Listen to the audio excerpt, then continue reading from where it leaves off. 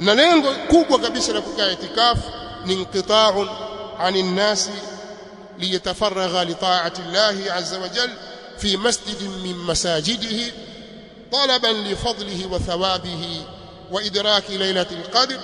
ولذلك ينبغي للمعتكف أن يشتغل بالذكر والقراءة والصلاة والدعاء وأن يتجنب ما لا يعنيه من حديث الدنيا.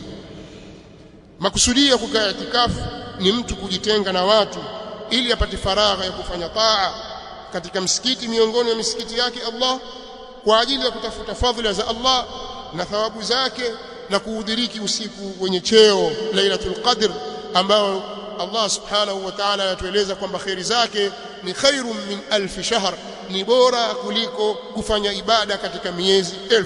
Sabilu Salaf TV, Sabilu Salaf TV, daima haki itaonekana.